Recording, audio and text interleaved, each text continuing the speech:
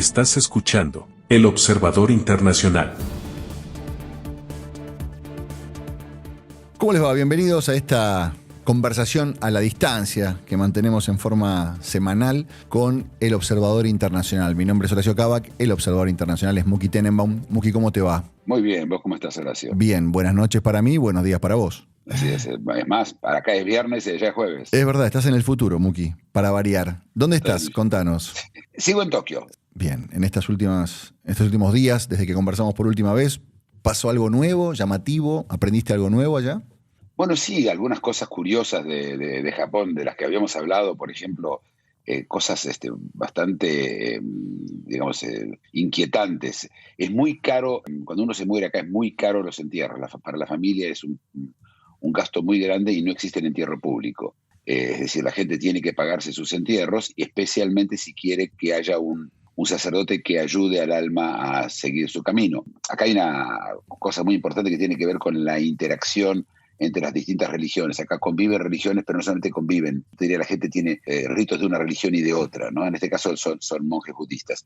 Y lo que pasa es que cuando alguien muere y no pueden pagar, lo que es alrededor de unos $10,000 el gasto, poco menos en algunos lugares, el gasto los gastos funerarios, ¿sí? Los dejan a veces en los lockers en las estaciones de tren. Y ocurre así. Por eso dije, hay cosas inquietantes. No, es fuerte lo que estás contando. Los dejan en los lockers de los trenes. Digamos, y me quiero imaginar lo que sucede cuando encuentran eso en los lockers de los trenes y las cosas que pasan. Así es, Uh-huh. así es. Los lockers a veces son usados también por los homeless, como casa, ¿sí? Como lugar donde dejar las cosas. Pero además está este fenómeno, que es un fenómeno que tiene que ver con una sociedad que la deuda es algo gravísimo. La gente se suicida por deudas en Japón, yo te diría, con mucho más frecuencia que en cualquier otro lugar. Mirá vos. La deuda es un tema muy importante. Claro, estoy acostumbrado a escuchar, está caro vivir, pero es la primera vez que escucho a alguien que me dice es caro morirse. Por lo menos para la familia, sí. Qué bárbaro. Qué interesante. Muki, a lo largo de estas charlas que estamos teniendo, hemos hablado de varios lugares de este planeta, y no importa el lugar, siempre está dando vueltas la importancia de la inteligencia artificial. En una de nuestras últimas conversaciones hablábamos de China, y vos me contabas de la dificultad de China de posicionarse como potencia a nivel mundial en los próximos años, debido a la dificultad que tiene para acceder a la inteligencia artificial. ¿Cuál es el impacto potencial que tiene la inteligencia artificial en la economía global? Bueno, si hablamos de la economía global, la diferencia es abismal. Lo primero que trae la inteligencia artificial es eficiencia. Es muchísimo más eficiente. Eso quiere decir que el gasto, lo superfluo que a veces da trabajo a mucha gente, esa área queda totalmente perdida. La gente que hace trabajos que hoy son el resultado de errores de otros, ¿sí? Eso desaparece inmediatamente. Todo trabajo que se hace sentado básicamente desapareció. Y esto habla, por supuesto, de gente como yo. Es decir, el trabajo que yo hago hoy lo va a poder hacer tranquilamente la inteligencia artificial, quizás mejor que yo. Y este es el punto más fuerte sobre la economía global. Lo que estamos viendo hoy es una economía en donde cuando yo hoy trabajo, ¿sí? Yo pago impuestos y también soy el votante, todos juntos, ¿sí? Pensá que en algún momento, como no va a haber trabajo, vamos a ir hacia un sistema parecido al de la pandemia. Es decir, en donde el Estado te va a mandar a vos plata por ser. No por hacer. Claro. Entonces te van a mandar plata y ese dinero va a surgir de la eficiencia que trae la inteligencia artificial a las compañías. Las compañías van a ganar más plata, van a pagar más impuestos y con esa plata se le va a pagar a la gente. El problema es que lentamente la persona que paga no es la que vota, porque los que pagan son las compañías y los que reciben el dinero son los ciudadanos, que son esos que votan. Y eso es parte del problema que trae la inteligencia artificial a la economía mundial. Claro. Muki, cuando vos planteas esto, vos decís, bueno, finalmente las empresas van a pagar impuestos y el Estado lo que te va a dar es plata a vos para que consumas, para que esas empresas tengan un sentido. ¿Cuánto te van a mandar? ¿A todos le van a mandar lo mismo? ¿Unos van a ganar más? ¿Otros van a ganar menos por no hacer nada? Mirá, la pregunta es esta: ¿vas a recibir según tus necesidades o vas a recibir según otras variables? Claro. Y esto va a depender, por supuesto, una vez más, de cada país, pero la inteligencia artificial trae, por un lado, una igualdad y una desigualdad. La igualdad es que la misma inteligencia artificial va a funcionar en Bangladesh y en New York. Eso quiere decir que los dineros que se van a recolectar van a ser más o menos lo mismo, no importa dónde vos vas a estar, ¿sí? y las compañías que van a dar, como vos decís, servicios a los humanos, esas mismas compañías van a ser las mismas. Pero por otro lado, como la inteligencia artificial es un monopolio de los Estados Unidos, esto quiere decir que los países que sean amistosos con los Estados Unidos van a tener más acceso a la inteligencia artificial y los que no lo sean o van a quedar afuera o van a tener un acceso limitado. Eso va a crear una desigualdad a la cual estamos muy acostumbrados, ¿sí? Hasta como hoy, y esa desigualdad va a llevar a una de dos cosas, o a la bronca, al enojo entre los países, o a la sumisión. Y va a depender mucho de lo que la gente sienta que es más importante. Yo intuyo que al final vivir mejor va a ser más importante, y volviendo a tu pregunta, y cerrando para poder redondear la respuesta, probablemente no va a haber mucha diferencia entre la gente que reciba o que tenga, pero aparte no va a importar demasiado, porque una vez más, con mucho menos dinero vas a acceder a muchas más cosas, ¿no es cierto? Uh-huh. Claro, es interesante lo que planteas. ¿Cómo se consolidó Estados Unidos como líder en el desarrollo de la inteligencia artificial? Bueno, esto pasa por varias áreas, pero la más importante es por el hardware.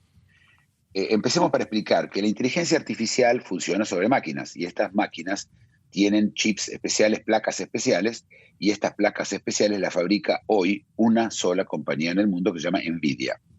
Esa compañía NVIDIA fabrica estas placas que eran las placas que se usaban para los videojuegos, porque pueden trabajar en exigencia muy alta de instantaneidad, ¿sí? Vos cuando vos jugás un videojuego no te podés quedar esperando que la máquina te responda, todo tiene que ser instantáneo. Claro. Entonces son placas muy ágiles que se usan justamente para enseñarle a la inteligencia artificial.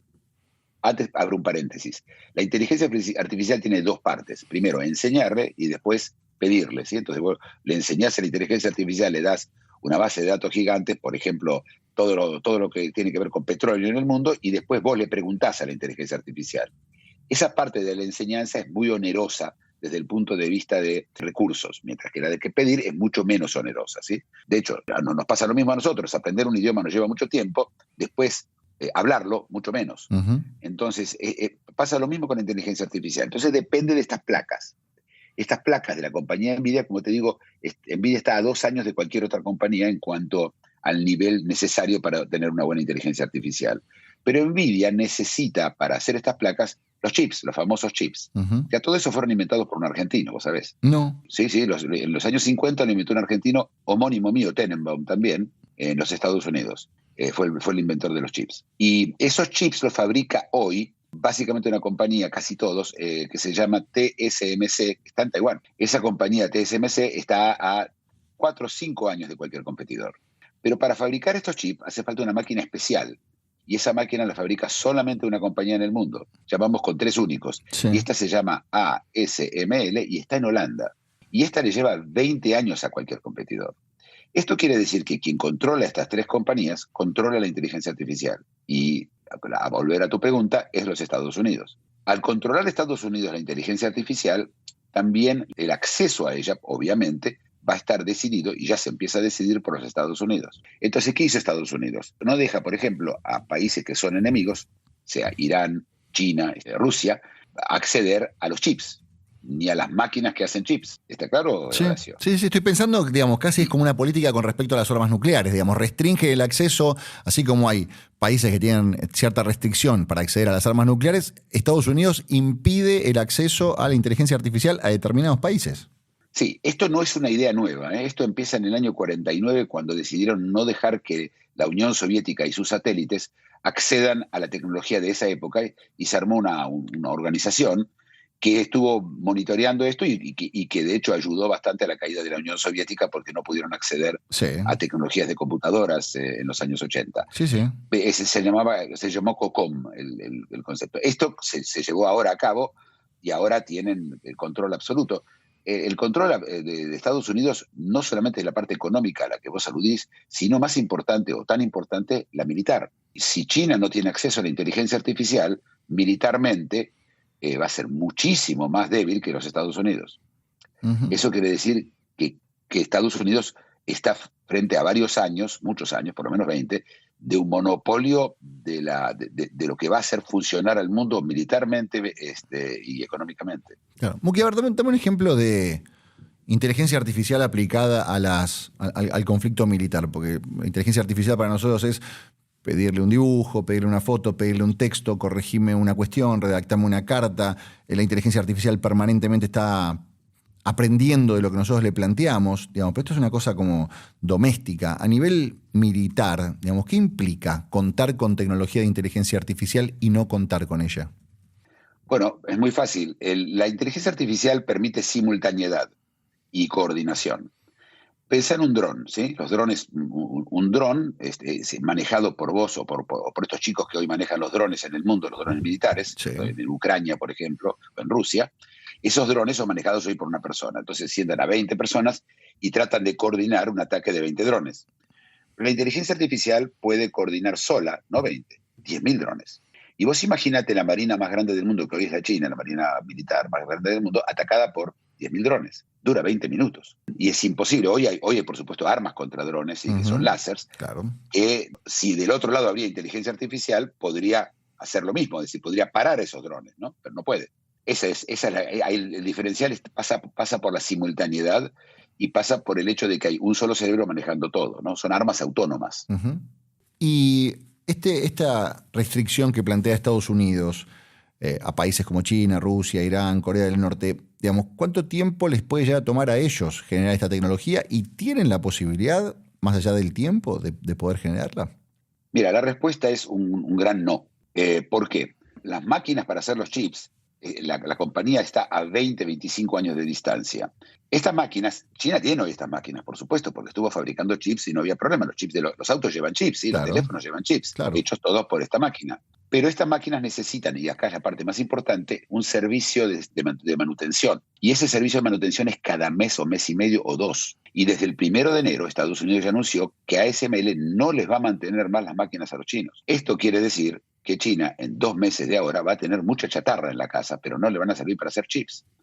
Y para poder llegar a la tecnología que tiene hoy la compañía holandesa, a China le llevaría 20 años. Y muy importante, porque esta tecnología, viste, los chinos están acostumbrados a copiar. Sí. O Copiar, usar, replicar y abaratar, claro. Claro, en este caso no es incopiable la máquina, primero porque tiene, entre otras cosas, 1 millón de espejos. Te explico cómo funciona esta máquina. Por favor, es interesante. dale, porque no se me ocurre qué dificultad tiene la tecnología. Porque vos decís, mira, los chinos replicaron todo y en muchos casos lo mejoraron y lo abarataron. Y vos decís, esta máquina es incopiable, ni siquiera para los chinos. Y yo te digo, ¿y por qué? ¿Qué tiene esta máquina en particular? Empecemos pensando que es un chip. Un chip tiene más o menos el tamaño de 1 milésimo de un pelo nuestro. Casi en átomos se mide. Uh-huh.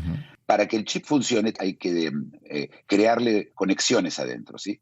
Estas conexiones, como son tan chicos, necesitas un aparato de tal precisión que es perfecto, tiene que ser perfecto. Y lo que se usa es luz ultravioleta. Para eso necesitas que sea exacto ese rayo. Fíjate, acordate del tamaño que estoy hablando. No, sí, no me puedo Entonces, imaginar. Ni hablar que una persona... Es inimaginable, es como claro. inimaginable el universo. ¿Sí? Es el universo chiquito, ¿sí? Es al revés, es hacia abajo ahora. Claro. Y entonces la máquina esta agarra un haz de luz y lo hace rebotar en 1 millón de espejos. Y estos millones de espejos tienen que estar perfectamente alineados. Y esto es una información que, aunque la tengan, los chinos no la pueden fabricar. Los espejos no se pueden fabricar. Estamos hablando de una cosa imposible para los chinos de hacer. Uh-huh. No solo los chinos, los rusos, los coreanos, nadie, no tienen acceso a esto y no van a tenerlo tampoco. Y todo es una sola fábrica que hay en el sur de Holanda. Es la única que los hace y hace 500 máquinas por año. Y cada máquina cuesta 500 millones de dólares. Yo diría que vale muchas decenas de miles de millones de dólares, pero cuesta 500 millones. Claro. Y la decisión de a dónde va cada una de esas máquinas surge pura y exclusivamente del gobierno de Estados Unidos. Así es, se decide en Washington. ¿A dónde van las máquinas o a dónde no van? Lo más importante no es a dónde van. ¿Dónde no van? Bueno, sabemos que a China no van, a Rusia no van, a Irán no van, a Corea del Norte no van a ir. Brasil, Argentina, ¿tienen posibilidades de recibir alguna de esas máquinas? Sí y no. Puede ser, pero en ese caso van a depender del servicio. Así que si se portan mal, le sacan el servicio y la máquina no sirve para nada después. ¿Está claro, sí? Claro. Es como que te den un auto y no tenés nafta. Punto. El auto es muy lindo, te podés sentar, escuchar la radio, ¿no? Pero no podés, claro. no podés sentar. O sea, es básicamente como tener una computadora y no tener el servicio de internet. Es maravillosa, pero te sirve para cosas muy limitadas. Y la decisión de que tengas internet o no siempre va a estar del lado de Estados Unidos. Así es. En vez de haber un G7, va a haber un G1. ¿sí? Se terminó, Estados Unidos va a decidir todo. Pero aparte, Estados Unidos ni te va a dejar hacer, la inteligencia artificial, no te van a dejar tener una computadora que tenga inteligencia artificial. Lo que va a hacer Estados Unidos, y lo que ya está empezando a hacer, es gobernar el caño. Es decir, te va a dar internet, te va a dar inteligencia artificial si te portas bien. Y te va a dar acceso, ¿sí? Digamos que 10 es el acceso máximo que podrías hacer a utilización militar, ¿sí? Y digamos 5 es la que te permite hacer chips, mejorar arquitectura, cosas o ingeniería. Sí. Y te va a dar según cómo te portes. Entonces, si Brasil empieza, como ahora hay un conflicto entre Brasil y Musk, si Estados Unidos siente que Brasil se está extralimitando en su comportamiento, le van a cortar el caño, le van a achicar el caño, le van a bajar la cantidad o la calidad de la inteligencia artificial que recibe. Y así va a dominar todo. Pensá en la OPEC, ¿te acordás con la OPEC claro, que encontraba el petróleo? Hoy mucho menos, pero bueno, es como la OPEC, ¿sí? Es decir, no te portas bien, no hay petróleo. No es que hay más caro, no hay. Estoy pensando también en que vos estabas planteando este escenario, ¿no? De las máquinas, de los chips, del software.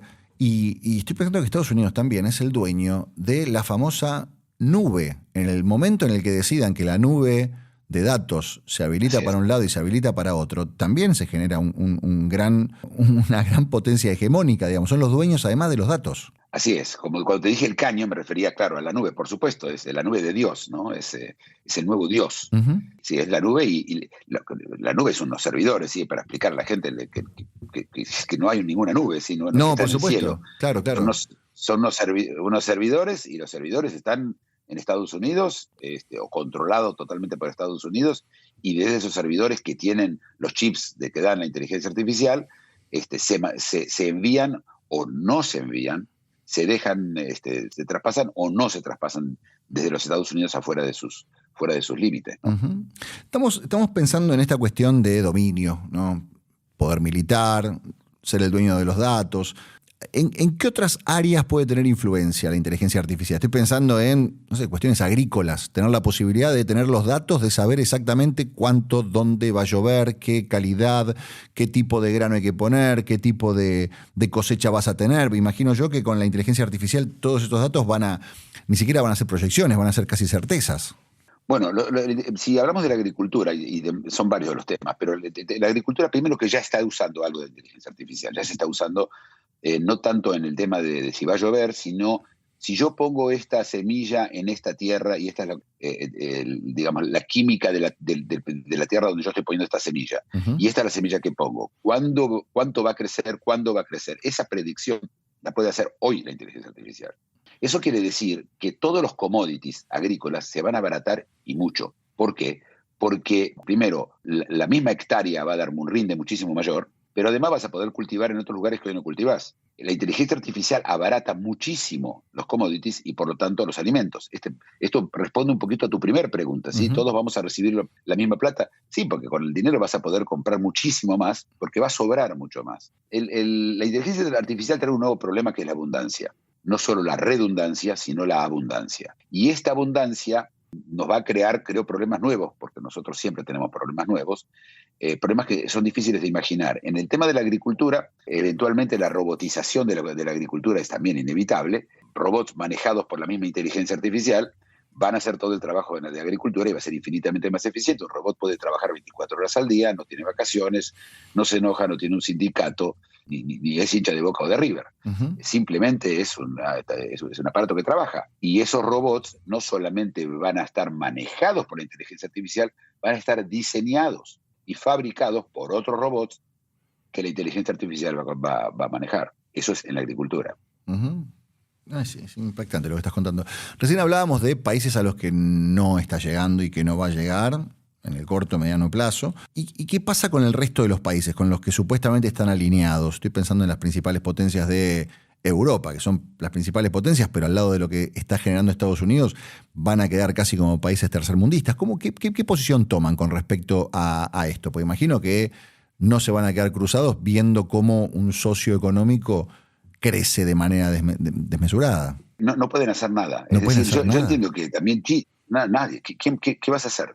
El otro, imagínate, el otro tiene un revólver y vos no querés que lo tenga.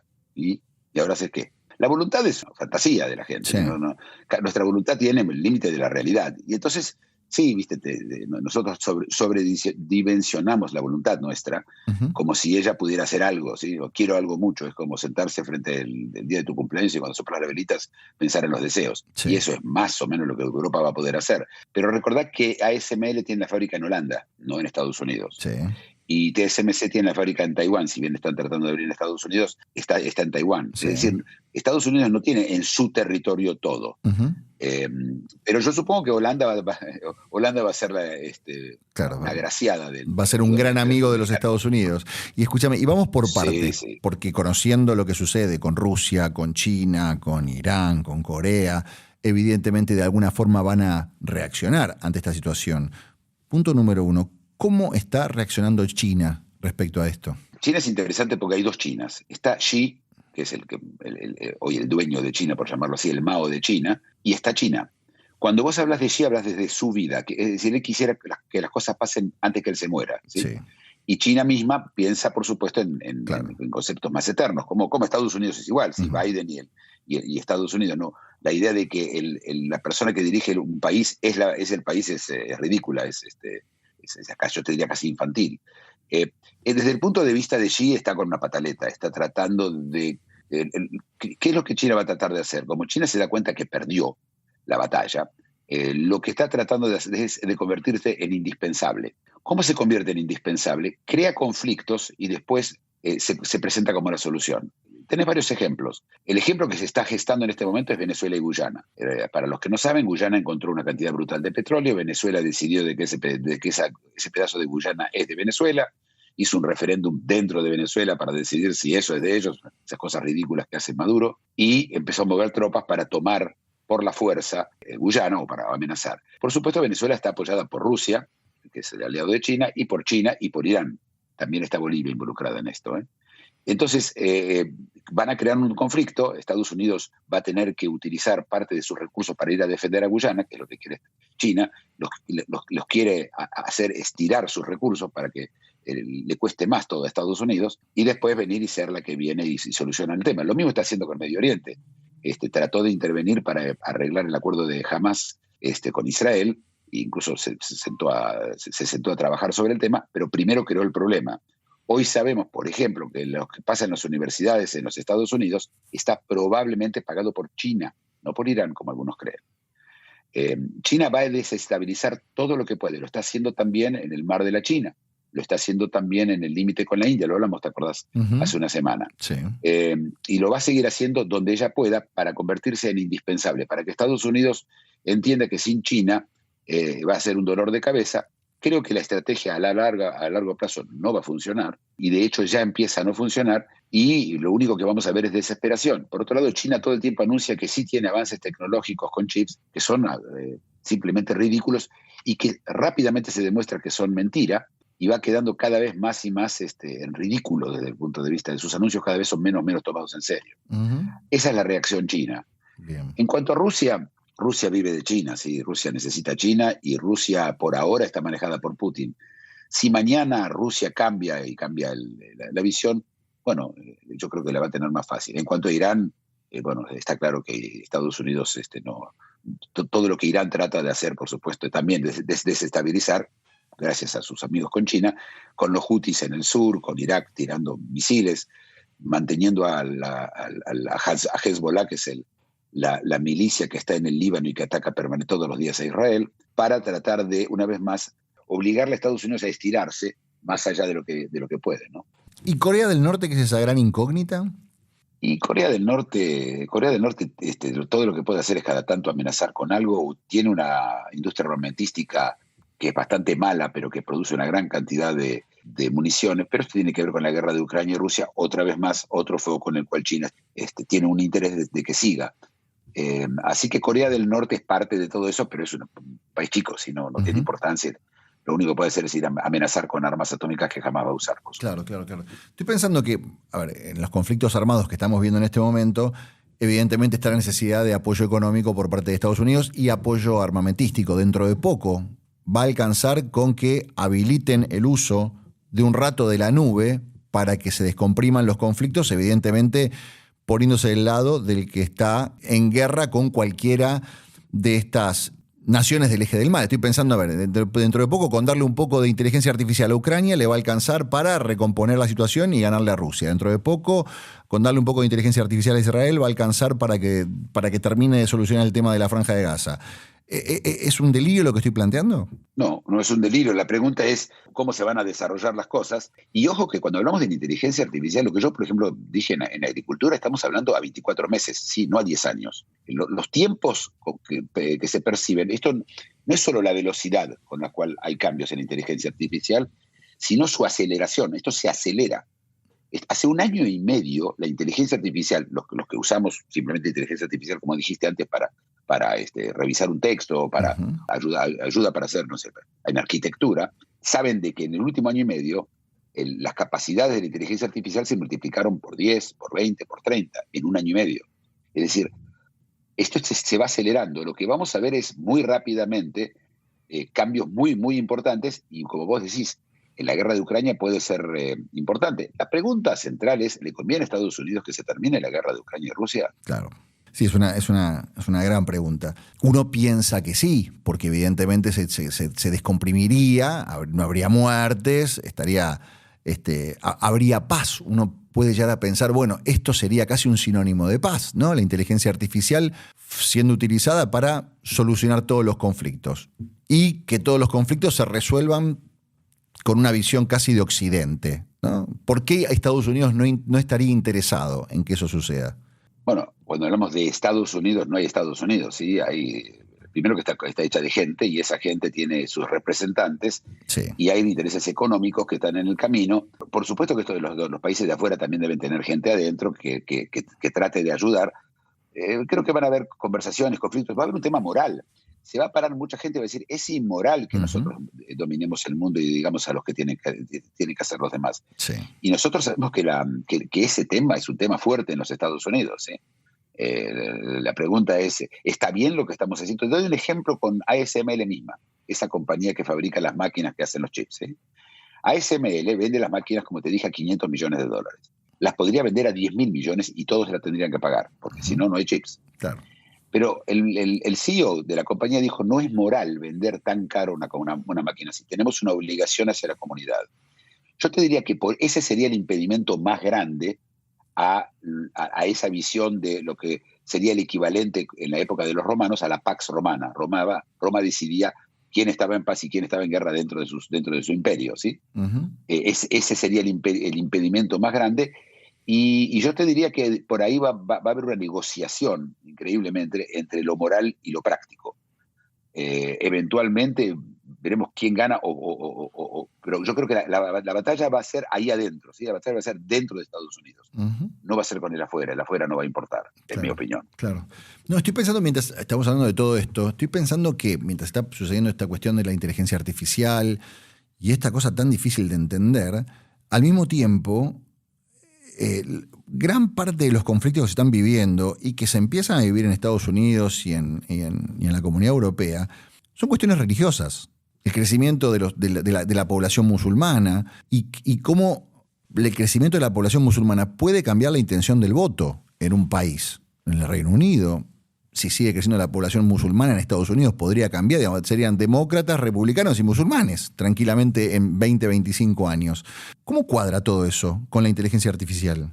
Lo que yo veo con la inteligencia artificial es que el conflicto religioso, primero, estamos suponiendo que los hijos de los religiosos de hoy van a ser religiosos de mañana. Y sabemos históricamente que las religiones frente a la ciencia entran en retirada. Los musulmanes, estos que están en Inglaterra o en Estados Unidos, ellos también están expuestos a las maravillas y a la ciencia que va a traer la inteligencia artificial, ¿sí? El Dios y las religiones en la parte comparativa van perdiendo. Al principio la fe lo mantienen, pero los hechos al final terminan rompiendo la fe, ¿sí? Así que yo supongo que vamos a ver generaciones de lo que hoy son musulmanes, de gente secularizándose. Para que en Estados Unidos el voto musulmán sea lo suficientemente decisivo para decidir cómo se va a utilizar la inteligencia artificial, demográficamente, aún siendo muy, muy optimistas del lado de ellos, llevaría 100 años. Y yo no me atrevo a pensar en conceptos de 20. Claro. 100 años no. Estados Unidos soy está... observador internacional, pero No, no está profeta bien, internacional. está bien, no sos profeta, sos observador, me gusta eso. Pero estoy pensando, a ver, Estados Unidos todavía está lejos de vivir situaciones como las que están viviendo en Inglaterra o en Francia, donde hay ya una gran población musulmán que está imponiendo sus candidatos en muchos distritos, por ahora locales, pero en cuanto sean internacionales. Yo no puedo dejar de pensar en la novela de Houellebecq que se llama Sumisión, donde finalmente en Francia, sí, el país de la libertad termina siendo gobernada por un musulmán que va contra todo lo que significaba el Estado francés. A ver, haces una pregunta válida, que otra vez estamos a mucho tiempo. En Francia son el 7% de la población. ¿Sí? Tienen candidatos de ellos, y en Inglaterra tenés hoy todos los intendentes de todas las grandes ciudades son musulmanes. Sí. Incluso en Leeds tenés hoy un candidato que es un alcalde, sí, un intendente que es directamente un extremista. Pero no decide la política del país. Inglaterra además está cayendo de más y más en la insignificancia. Inglaterra se está contrayendo mucho. Hay varios países que se están contrayendo, China es uno de ellos, pero Inglaterra se contrae rápido. Y aunque lleguen a dominar, cuando llegan a controlar o a ser decisivos en la parte de política extranjera, exterior o incluso interior, para cuando lleguen eso, yo creo que Inglaterra no va a ser muy importante, va a tener la importancia que tiene hoy, no sé, España. ¿Sí? Va a ser interesante para ver en los diarios cómo serán las elecciones, pero en España no decide nada sobre nada nadie. Lo mismo, me temo que Inglaterra va a pasar lo mismo. Lo único que uno dice, bueno, pero tiene un arsenal atómico, sí, pero nadie lo va a dejar. En Pakistán también hay un arsenal atómico y es un país musulmán y nadie se siente amenazado por las armas pakistaníes, ¿no? Muki, ¿y qué escenario imaginas? ¿No? Estamos hablando de un tiempo donde parecía que las potencias estaban en cierta forma equiparadas, que China había crecido mucho a nivel económico, que se les había metido prácticamente a los Estados Unidos con inversiones, préstamos, digamos, adueñándose de bonos, de deuda. Y finalmente en estos últimos años Estados Unidos vuelve a tomar esa hegemonía, esa distancia, en una guerra donde da la sensación de que ni China, ni Rusia, ni nadie tiene cabida, y Estados Unidos pasaría a cumplir este rol que vos estás planteando, donde prácticamente serían los dueños del mundo, y entraría este debate de lo moral y de lo ético, hasta dónde podemos apropiarnos del planeta, y qué rol nos queda a los tercermundistas. ¿De qué forma nos vamos a posicionar en este escenario tan incierto?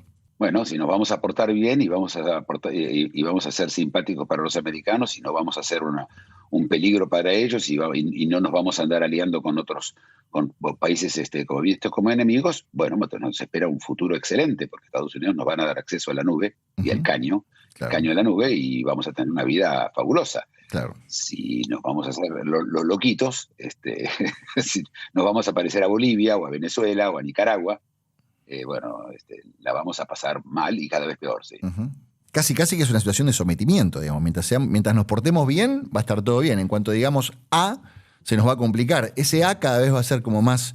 A ver, tengo la sensación de que vamos hacia un lugar donde cada vez vamos a tener menos posibilidades de decir A. En cuanto abramos la boca, Estados Unidos va a decir, te estás por portar mal, te corto el chorro.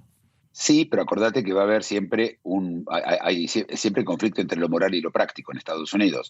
Es probable que te den un poquito ¿cómo se llama? De cadena, ¿no? Que te dejen un poco más de cadena. Unos metros más de cadena. Y da lo mismo. Unos metros más de cadena. Sí. Y da lo mismo que la inteligencia artificial esté en manos de un gobierno demócrata que de un gobierno republicano. Da lo mismo que esté en manos de Biden que en manos de Trump. Bueno, primero que Biden y Trump, Biden ya está, los dos son gente bastante vieja, estamos hablando de cuánto le quedan, ¿no? Sí. Pero supongo que no. Supongo que no, que los demócratas, por lo menos se vive hoy así, son más moralistas que los republicanos, pero te recuerdo que los republicanos son más religiosos. Es decir, ellos también tienen su moral, ¿sí? Sí. Podría llegar a ser diferente, pero hay un establishment en Estados Unidos, y esto es lo que yo te decía antes, lo eterno contra lo inmediato, ¿sí? Los presidentes son de lo inmediato. Hay siempre un establishment en Estados Unidos, como lo hay en China, como lo hay en Rusia, como lo hay en los grandes países, que toma decisiones generacionales, no de 2 años o 3 años. Y es por ahí por donde van a pasar las cosas. Después van a ver cómo va a ser, no va a ser una decisión de color, sino de tono. Un poquito más, un poquito menos, como dijimos la cadena, ¿no? Un poquito más de cadena. No creo que haya mucha diferencia, Pero creo que el mundo al cual vamos es fuera de serie. En medicina, por ejemplo, los avances ya son increíbles y en 2 o 3 años vamos a haber solucionado casi todos los problemas de salud. Yo sé que suena, no, eso decían siempre que iba a pasar con el cáncer. Vos sabés que el cáncer en los años 70 se decía que estaban al borde de curarlo, ¿no? Ujú. Pero la inteligencia artificial no es un cambio tecnológico. Es como si hubieran venido extraterrestres. ¿De qué nos sirve todo lo que sabemos hasta hoy si mañana vienen extraterrestres? Nada. Es algo tan radical. Esto no es la rueda o el fuego. Esto no es una tecnología. Es extraterrestres. Y si lo pensás, hablás con ellos. Incluso interactuamos. Y mirá que nos comportamos como si fueran extraterrestres a tal punto que le tenemos miedo. Alguien le tuvo miedo a la televisión, que la televisión iba a venir a la noche y te iba a matar, ¿no? O cuando nació, no sé, el abrelata, no importa qué, o el destornillador. Esto es, y es una máquina, es solamente una máquina, yo lo recuerdo a todos, no hay tal peligro, cero peligro. Pero la forma del cambio es tal que no entendemos lo que pasa. Y al no entender preferimos también ignorarle, por eso mucha gente se pone de espaldas a la inteligencia artificial y dice, no, la creatividad humana y ese tipo de cosas que son escapes narcisistas de una realidad, ¿no? Ujú. Vos estás hablando del lado positivo, ¿no? De la cantidad de cosas que va a resolver la inteligencia artificial en el corto, mediano y largo plazo. Pero hay riesgo de que la inteligencia artificial magnifique y potencie todo lo que está mal, desbalances económicos, conflictos geopolíticos. Yo tengo un problema con el concepto de desbalances económicos. Yo lo que yo quiero es yo vivir bien. A mí no me importa si el otro vive muchísimo mejor que yo, si lo que yo vivo es suficiente, ¿sí? Ujú. La palabra suficiente se está perdiendo y es incorrecta. Todos debemos, así como hay sentido común, parte del sentido común desde el punto de vista de la vida es la suficiencia, ¿sí? Las cosas tienen que, si son suficientes, son suficientes, pero la envidia, ese sentimiento es el que nos lleva a que yo no quiero que el otro tenga más que yo. Por eso la palabra desbalance económico va a depender mucho de la naturaleza humana, de cuánto la gente se siente peor o mejor, ¿sí? Creo que también tiene que ver con el hecho que ya cubrimos las necesidades básicas. Hoy prácticamente no existe el hambre en el mundo. Nosotros nos olvidamos, hace 20 años había un porcentaje de la población que no comía. Esto no existe más. Aquí y allá hay focos, ¿sí? No comen todos los días, no tienen suficientes calorías. Ya estamos hablando de detalles. Por supuesto, detalles dolorosos, pero detalles al fin. Entonces, lo que nos va a pasar con esto es, como vos decís, se van a crear desbalances económicos y va a depender de cómo nosotros lo vamos a vivir. Y puede ser que ahí tengas vos razón, que vamos a sentir un desbalance económico, un sufrimiento que no deberíamos sentir, pero que sí sentimos. Eso es cierto, va a crear eso, puede crear eso. Por otro lado, acuérdate que todos vamos a recibir plata del gobierno, eso va un poquito. ¿Te acuerdas de la pandemia? No había una sensación Sí, de diferencia entre uno y otro, ¿sí? sí, sí. El millonario estaba sentado en su casa igual que el pobre. Claro. Bueno, fuera de algunos políticos que se hicieron una fiesta, pero el resto de la gente vivió como todo el mundo vivíamos igual. Eso va a ser la realidad. La pregunta es cómo la vamos a vivir, qué vamos a sentir frente a esa realidad. Ujú. En cuanto al peligro de que la inteligencia artificial sea usada para fines malos, crimen, etcétera, bueno, eso es simplemente la carrera de siempre, es entre policías y ladrones. Claro. Sí, Van a obviamente. seguir siempre existiendo. Me parece que no va a cambiar eso. Ujú. Muki, y pensando en este Estados Unidos tan hegemónico, ¿no? Tan dueño de todo, dueño absoluto del poder, ¿va a modificar, va a generar futuras alianzas? ¿Es posible pensar que en algún momento China diga, ok, listo, mala mía, toda tuya, genial, seamos amigos, vamos para adelante juntos? Sí, básicamente puede pasar lo que pasó en la Unión Soviética, que se cae el Partido Comunista. Pero el problema de China no es China, es el Partido Comunista. ¿Sí? Ujú. No, China es. Primero, no existe China, ¿sí? Existen chinos. Sí. China es un concepto colectivo también. Entonces, Ujú. sirve para analizar, pero no hay China. Cuando el Partido Comunista o dimita o se convierta en un partido de otra cosa, ¿sí? Ahí puede, sí, claro que puede llegar a ocurrir, por supuesto. Ocurrió con Rusia, con la Unión Soviética. Durante muchos años hubo una relación muy cercana, en la época de Yeltsin, entre Rusia y Estados Unidos, ¿no? Una buena relación había, ¿no? No era una relación, incluso los americanos vinieron cuando se desarmaron las armas atómicas. Fue una época bastante buena, en donde económicamente Rusia la pasó muy mal, pero claro que es posible. Y yo te diría que es casi inevitable. Mira lo que te digo, yo creo que al final hay un pacto, yo te diría un pacto silencioso entre el pueblo chino y el gobierno chino.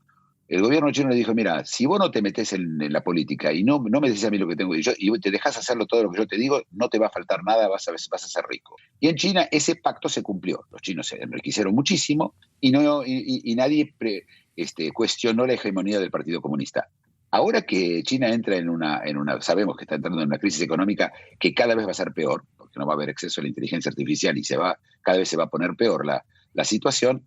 Ese pacto se rompe y la pregunta es si los chinos van a aceptar que el Partido Comunista siga en el gobierno, y vamos a ver, yo creo que vamos a ver épocas de zozobra, en donde quizás una vez que se baje el Partido Comunista chino, no sé si va a haber una alianza, pero va a haber por lo menos una neutralidad china, que eventualmente yo la veo como inevitable, pero bueno. Vamos a ver qué pasa, ¿sí? Ellos tienen el ejército, tienen fuerza, son muchos años y por supuesto tienen muchas cámaras en todos lados mirando a todos los chinos todo el tiempo, ¿no? Sí, claro, por supuesto. Muki, mientras nosotros mantenemos esta conversación, una conversación que estamos llevando adelante a mediados de mayo, yo en Buenos Aires, Muki en Tokio, ¿qué está pasando en Tokio en este momento? ¿Qué les preocupa? ¿Qué es noticia? A los japoneses les preocupan dos cosas: el problema demográfico, hay menos gente, los problemas sociales, y que la economía japonesa no sale de su estancamiento. Ayer salieron números y ahí hubo retracción económica. Y por otro lado tienen un problema porque el yen, la moneda de Japón, se está devaluando porque no hay interés, porque si sube el interés va a haber más retracción, y es un círculo vicioso del cual parece que no pueden salir, y tiene que ver con el concepto del ahorro. Los japoneses ahorran. No le creen al Estado, tampoco en China, y ahorran personalmente dinero. Ese ahorro hace que el dinero no circule, hay una contracción económica. Y esto es lo que más preocupa a Japón, y no veo cómo lo van a solucionar tampoco. Esto yo te diría que si lees los diarios japoneses es lo que más le preocupa. Por supuesto, el japonés medio lo que le preocupa es si su suegra viene este fin de semana y lo va a molestar, o si el programa de televisión lo van a bajar o no lo van a bajar. Esta es la realidad. Si en la vida al final la gente no se preocupa por la contracción económica. Pero al gobierno japonés le preocupa eso. Bien. ¿Tenés definido tu próximo destino? Me quedo en Tokio por ahora. En Tokio, Así que sí, por ahora me quedo en Tokio. Perfecto. La semana que viene nos volvemos a encontrar. Yo desde Buenos Aires, vos desde Tokio. Mi nombre es Horacio Kavak. El observador internacional es Muki Tenenbaum. Muki, un gran abrazo desde Buenos Aires. Un gran abrazo desde el viernes acá, amaneciendo en Tokio. Me gusta recibir un saludo desde el futuro. Gran abrazo.